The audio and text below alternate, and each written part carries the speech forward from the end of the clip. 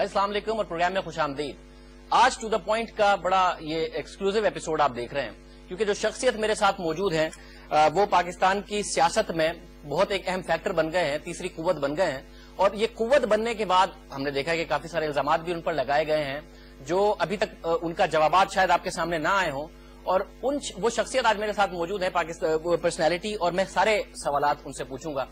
किताबें मौजूद है मेरे पास। कहा जाता है कि जी जो यूरोप में एडिशन था उसमें पाकिस्तान का नक्शा कुछ और था, जो पाकिस्तान में एडिशन छपा उसमें नक्शा नहीं था, कश्मीर का हिस्सा बना दिया गया। कहा जाता है कि जी वो 1987 में प्लॉट की एप्लीकेशंस दिया करते थे, उनके बारे में कहा जा रहा है कि उनको एस्टेब्लिशमेंट की सपोर्ट हासिल है।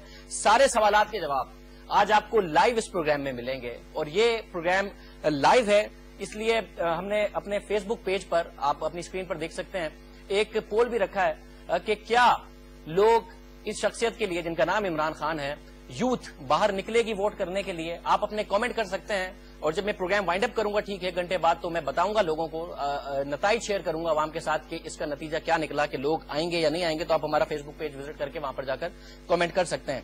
तहरीक इंसाफ के चेयरमैन इमरान खान साहब हमारे साथ मौजूद हैं। इमरान खान साहब, बहुत शुक्रिया कि आपने वक्त निकाला। बड़े इल्जामात हैं आप पर, सबके जवाब मैंने आपसे लेने हैं। सर, मेरे पास ये 21 लिस्ट है आपके बोर्ड ऑफ गवर्नर्स या डायरेक्टर्स जो भी हैं शौकत खानम अस्पताल के। इन 21 में से आपके कितने बहन भाई और कितने रिश्तेदार हैं? इल्जाम है कि 40 लाख रुपए आप देते हैं पर मंथ उनको। शाहजेब, अभी आप देखेंगे कि ये इल्जामात की बारिश होगी, क्योंकि जो नून लीग है खास तौर पे वो बिल्कुल घबरा गई है लाहौर के जलसे के बाद। तो अभी आप देखेंगे अभी इल्जामात, और यही करेंगे जो उन्होंने पहले किया था। 97 में हमारे से हो चुका है। इन्होंने एक दफा चेक छाप दिया, $40 मिलियन जिमी गोल्डस्मिथ से आया। फ्रंट पेज पे चेक छपवाया इनके मीडिया सेल ने, क्योंकि उनके पास पैसा बेतहाशा खर्च करने के लिए, पावर में रह चुके हैं, माल की कोई कमी नहीं है, मीडिया सेल पे लंबा पैसा चल रहा है। और अब तो 30 के बाद इन्होंने पैसा खोल दिया मीडिया के ऊपर। तो मीडिया को खुश होना चाहिए मेरे से कि मेरी वजह से उनको बड़ा पैसा मिलेगा। तो एक ये जो इल्जाम लगाया है, एक पहले इन्होंने चौधरी निसार ने कहा कि 120 अरब रुपए का मेरा घर है। उसके बाद उन्होंने और भी इल्जामात लगाए उस जमीन पे।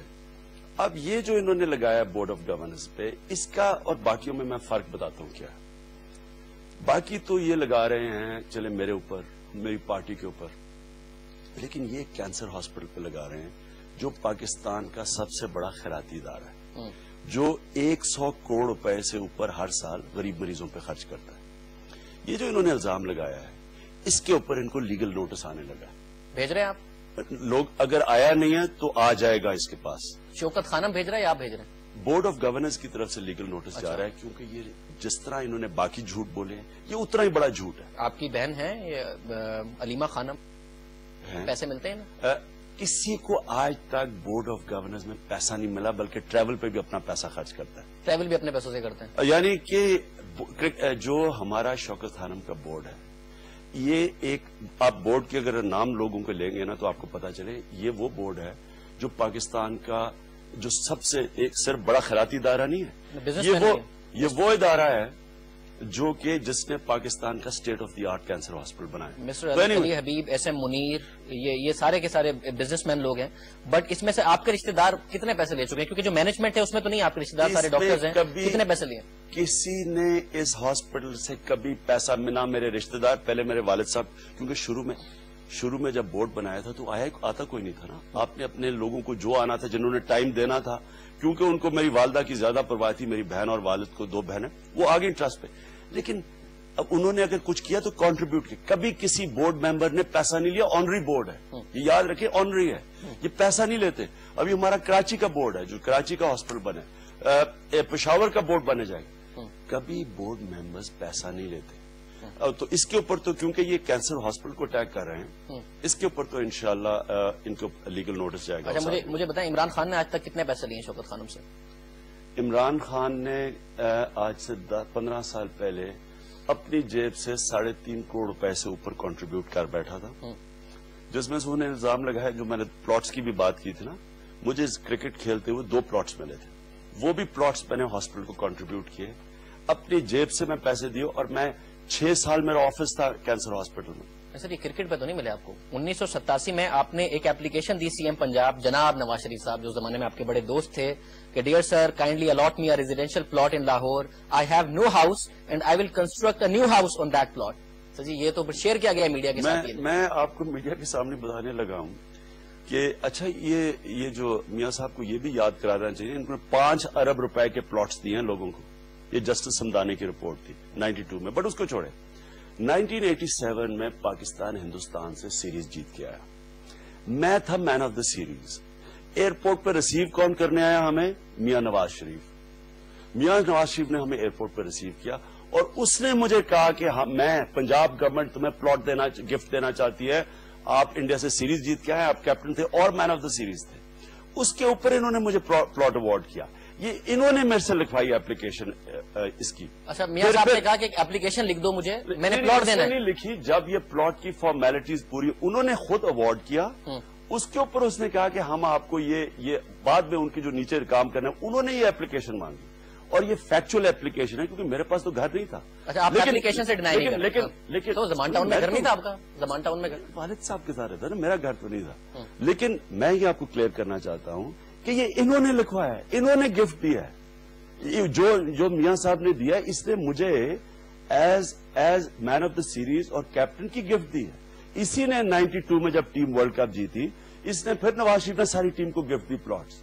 तो फिर और आगे भी चले जाएं कि ये दोनों प्लॉट्स 1994 में शौकत खानम को गिफ्ट किया मैंने। आपने ये वाला प्लॉट भी जो आपको मिला वो भी आपने शौकत खानम को गिफ्ट किया, और 92 के बाद जो मिला वो भी शौकत खानम को गिफ्ट किया। 92 वर्ल्ड कप का जो प्लॉट मिला और 87 इंडिया सीरीज जीतने का प्लॉट दोनों शौकत खानम को दिया। उसके अलावा 92 में जितना मेरा कैश डोनेशन आई वो तकरीबन 40 लाख थी, वो भी शौकत खानम को दिया।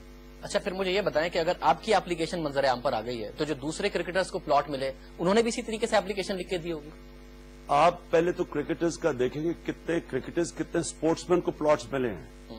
आप सोचिए कि मैं 21 साल खेला तो जो मुझे 2 मिले, आप बाकियों का पूछे। ये परफॉर्मर्स को आपको पता है पाकिस्तान में सबको प्लॉट्स मिलते थे, और लेकिन इनसे ये सवाल तो ये नहीं पूछना चाहिए कि मुझे तो अवार्ड किया इसने खुद ही क्या क्या दिया। इससे सवाल ये पूछना चाहिए कि इन्होंने जो 5 अरब रुपए के पाकिस्तान के एलडीए और सीडीए के प्लॉट्स 92 तक दे चुका था, सारी रिश्वतें देते थे प्लॉट्स पे। इन्होंने सारी छांगा मांगा जो सारा ड्रामा किया वो सारी प्लॉट्स के ऊपर हुआ। इन्होंने सहाफियों को खरीदा प्लॉट्स देके, सारी करप्शन की सियासत इन्होंने प्लॉट्स के ऊपर की। और वो कभी इन्वेस्टिगेशन हो तो आपको पता चलेगा कि इन्होंने, हमें तो स्पोर्ट्समैन को तो मिलता था, इन्होंने जो रिश्वत दी है प्लॉट्स की वो सामने आनी चाहिए। मगर इसके अलावा अच्छे काम भी किए ना। शौकत खानम के लिए आपको इतना बड़ा प्लॉट दिया, शौकत खानम आपने उस पर बनाया, तो इस पर तारीफ भी करें ना मियां साहब की। शौकत खानम का प्लॉट दिया आपको? मियां साहब का हमने शुक्रिया अदा भी किया था, लेकिन उनकी तख्ती भी लगाई थी, इनॉग्रेट उनसे कराया, अपनी जेब से नहीं दिया था। ये जॉर्ज टाउन में एलडीए के अंदर ये अम्यूनिटी प्लॉट था एक हॉस्पिटल के लिए। इनॉग्रेट तो आपने मियां साहब से ही कराया था? क्योंकि उसने प्लॉट दिया था इसलिए इनॉग्रेट करवाया। सर वो जब उन्होंने प्लॉट दिया था आपने उनसे इनॉग्रेट भी कराया, उनकी तख्ती भी लगाई, अब वो शौकत खानम के बाहर मियां नवाज शरीफ साहब के नाम की तख्ती नहीं है, वो आपने उतरवा दी है। वो उतर गई इसलिए होगी कि जिधर उन्होंने उनको तख्ती लगाई थी उसके बाद उसमें तो हॉस्पिटल नहीं था, जब बिल्डिंग हुई तो उसमें तख्ती उतर गई। अच्छा मियां साहब की काफी तख्तियां लगी हुई हैं सारी जगह, आप शौकत खानम पे भी लगवानी है। अच्छा ये मुझे बताइए कि आपकी किताब में जो दूसरा इल्जाम आपके ऊपर आया है कि आपकी किताब में आप खुद एतराफ कर रहे हैं कि आपने सट्टा खेला है। अब इस मुल्क में ये जो हनीफ अब्बासी साहब उस शो में कहते हैं कि मैं कैसे अपने बेटे को मना करूं कि गलत काम ना करके जो लीडर बनने की कोशिश कर रहा है, वो खुद कहता है कि जी मैं सट्टा खेलता रहा हूं। और मैंने किताब पढ़ी, ये तो बिल्कुल दुरुस्त बात है कि आप एतराफ कर चुके हैं कि आपने स्प्रेड बेटिंग की अपने साले के लिए। बड़ी तकलीफ हुई हनीफ अब्बासी को, सट्टा खेल दिया। अच्छा जरा पहले हनीफ अब्बासी को कहना था कि वो उस पैराग्राफ की पहली 2 लाइन्स पढ़ें, सट्टा खेलने से पहले जो मैंने क्या लिखा जुए के ऊपर। सर आप इसमें लिखते हैं I decided to watch the match. नहीं उससे हाँ गैम्बलिंग का लिखेंगे, मैं गैम्बलिंग के ऊपर क्या कहता हूँ। I have never gambled in my life and have never understood its attraction, but now for the sake of clearing my parties debts I watched the test match with Ben for the next 2 days। तो ना मैंने कभी gambling की है, ना मुझे कभी gambling का कोई समझ आई है। अच्छा अब आप आखिरी लाइन पढ़े, जब मैंने वो पैराग्राफ के एंड में पढ़े, जब वो बुकी क्या कहता है। अच्छा ये बड़ी इंटरेस्टिंग है। हाँ, ये जरा पढ़े। सर बुकी कहता है गोल्डस्मिथ से کہ you don't happen to be sitting with your brother in law do you, مطلب میں عوام کو سمجھا دوں کہ کہیں تم اپنے بہنوئی کے ساتھ تو نہیں بیٹھے ہوئے تھے, عمران خان کے ساتھ تو نہیں بیٹھے ہوئے تھے. اب اس کو لیں, دیکھیں سر یہ تو آپ کے خلاف جا رہا ہے. میں آپ کو مطلب بکی کو پتا تھا عمران خان کا ٹیلنٹ کیا ہے. سر نہیں سمجھا. اب یہ جو ہے یہ جو بیٹنگ یہ ہے اسپریڈ بیٹنگ, یہ لوگوں کو سمجھنی چاہیے کیونکہ یہ بار بار اس کو پیٹیں گے. اسپریڈ بیٹنگ وہ ہوتی ہے جو آپ کی کرکٹ کی نالج سے ہوتی ہے. وہ ہوتا یہ ہے کہ یہ پارٹنرشپ یہ 50 رن کرے گی, یہ 60 رن کرے گی, اب آگے جائے گی, لمبی جائے گی. اس میں کرکٹنگ نالج ہوتی ہے. وہ بکی کیوں کہتا ہے, کیونکہ بکیز کے پاس بیٹھے ہوتے ہیں کرکٹر جو ایڈوائز کر رہے ہوتے ہیں کہ پارٹنرشپ کتنی اب بیچو یا اس کی قیمت کتنی رکھو. کیونکہ اسے پتا چل گیا, کیونکہ ادھر بھی کرکٹر بیٹھا ہوا تھا, یہ نالج کے اوپر میں نے اسے کہا کہ ہم نے ڈیسک بنایا. یعنی کہ اگر یہ اس طرح ہے, میں آپ کو ایک اور ایگزامپل دیتا ہوں. اس طرح تو آپ کا اسٹاک ایکسچینج سٹا ہے, اسٹاک ایکسچینج گیملنگ ہے. آپ کو کیسے پتا اسٹاک اوپر جائے گا نیچے؟ جو اسٹاک بروکرز ہوتے ہیں وہ نالج سے کر رہے ہوتے ہیں نا, انہوں نے اسٹڈی کیا ہوتا ہے کہ یہ حالات ہیں کمپنی کے, یہ حالات ہیں, وہ اسٹڈی کرتے ہیں کہ اسٹاک اوپر جائے گا نیچے آئے گا. اسی طرح اگر آپ کو کرکٹ کی نالج ہو, یہ وہ جوا نہیں ہے کہ جناب فلاں ٹیم میچ جیتے گی ہارے گی.